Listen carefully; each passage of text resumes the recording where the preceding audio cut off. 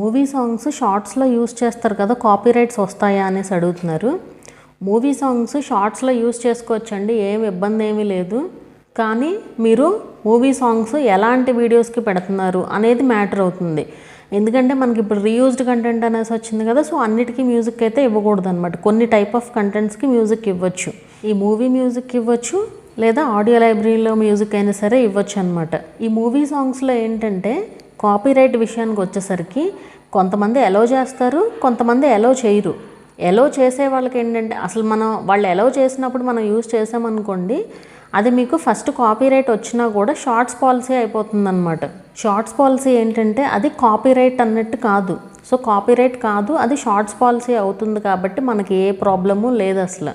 So షార్ట్స్లో movie songs హ్యాపీగా use చేసుకోవచ్చండి.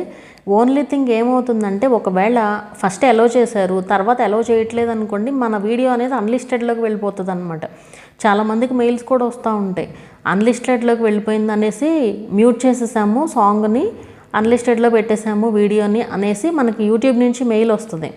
సో ఆ మెయిల్ వచ్చినప్పుడు మనకు అర్థమవుతుంది అనమాట. సో ఆ సాంగ్ వాళ్ళు ఎలో చేయటం అది యూజ్ చేయడానికి, అందుకే వీడియోని అన్లిస్టెడ్లో పెట్టేసి సాంగ్ని మ్యూట్ చేసేస్తుంది అనమాట యూట్యూబ్. దానివల్ల మన ఛానల్కి అయితే ఏం ప్రాబ్లం లేదు. ఒకవేళ మీరు మ్యూజిక్ పెట్టదలుచుకుంటే ఇవన్నిటికి కూడా రెడీ అయ్యి పెట్టాలన్నమాట. నా సజెషన్ అయితే ఏంటంటే షార్ట్స్కి కూడా వాయిస్ ఉండడమే బెటర్ అండి. ఎందుకంటే ఈ ప్రాబ్లమ్స్ అన్నీ రాకుండా ఉంటాయి అండ్ ఫుల్ రెవెన్యూ కూడా మనకే వస్తుంది. అదే మూవీ మ్యూజిక్ పెట్టారనుకోండి, రెవెన్యూ షేర్ అవుతుందన్నమాట. ఆ క్రియేటర్కి మీకు రెవెన్యూ అయితే షేర్ అవుతుందన్నమాట.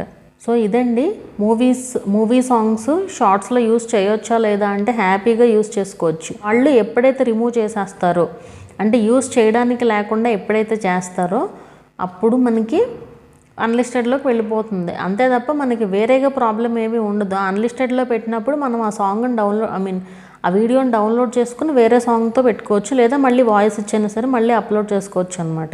ఈ షార్ట్స్ పాలసీ గురించి కూడా డౌట్ ఉందండి. షార్ట్స్ పాలసీ కూడా అదే ఏంటంటే కాపీరైట్ షార్ట్స్ పాలసీ ప్రకారం ఇది ఫస్ట్ కాపీరైట్ వస్తుంది కదా, తర్వాత షార్ట్స్ పాలసీగా చేంజ్ అవుతుంది. అది ఏంటంటే యూట్యూబ్ రూల్ ప్రకారం షార్ట్స్ పాలసీ కింద కాపీరైట్ కాదు అనేసి అర్థం అన్నమాట.